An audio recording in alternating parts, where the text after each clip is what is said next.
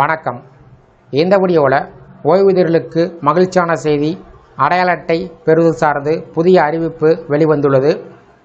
இந்த அறிவிப்பை யார் வெளியிட்டிருக்காங்க, ஓய்வூதியர்கள் எந்த வகையில் பயன்பெற முடியும், யாருக்கெல்லாம் பொருந்தும் என்பது சார்ந்து விவரங்களை பார்ப்போம். ஓய்வூதியர்கள் அடையாள அட்டை என்பது ஓய்வூதியம் பெறக்கூடிய நபர்களுக்கு வழங்கப்படும் அடையாள அட்டை.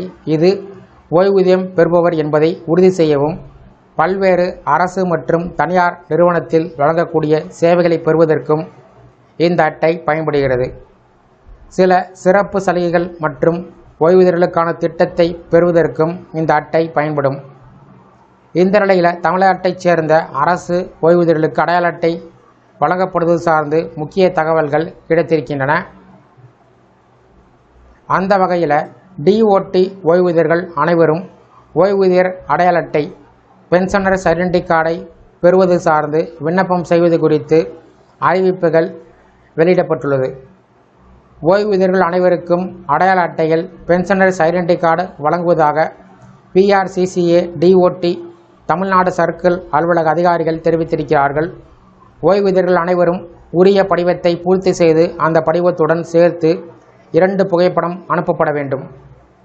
ஒன்று அந்த படிவத்தில் ஒட்டப்பட வேண்டும், மற்றொன்று தனியாக ஒரு கவரில் போட்டு விண்ணப்பத்துடன் இணைத்து அனுப்பி வைக்க வேண்டும். பிபிஓ பென்ஷன் பேமெண்ட் ஆர்டர் நகல் அனுப்ப வேண்டும். ஓய்வூதியர் அடையாள அட்டை படிவம் மற்றும் பிபிஓ நகலுடன் சேர்த்து உங்கள் ஆதார் அட்டை நகலையும் இணைத்து அனுப்பி வைக்க வேண்டும். ஓய்வூதியர் அடையாள அட்டை விண்ணப்பத்துடன் அனைத்து ஆவணங்களையும் இணைத்து கீழே கொடுக்கப்பட்டுள்ள முகவரிக்கு நேரில் சென்றோ அல்லது ஸ்பீடு போஸ்ட் மூலம் சமர்ப்பிக்கலாம். ஆனால் இந்த விண்ணப்பம் சமர்ப்பிக்க வேண்டிய கடைசி தேதி சார்ந்து எந்த அறிவிப்பும் வெளியிடப்படவில்லை என்பதும் குறிப்பிடத்தக்கது.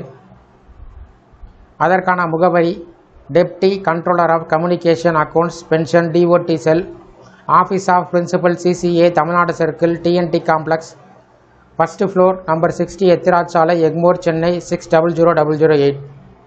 இந்த ஓய்வூதியர் அடையாள அட்டை விண்ணப்பம் செய்து சார்ந்து உங்களுடைய கருத்துக்களை கமெண்ட் செக்ஷனில் பதிவிடுங்க. இந்த வீடியோ பிடிச்சிருந்தா வீடியோக்கு லைக் பண்ணுங்கள். இந்த வீடியோவை அனைவருக்கும் ஷேர் பண்ணுங்கள். நன்றி.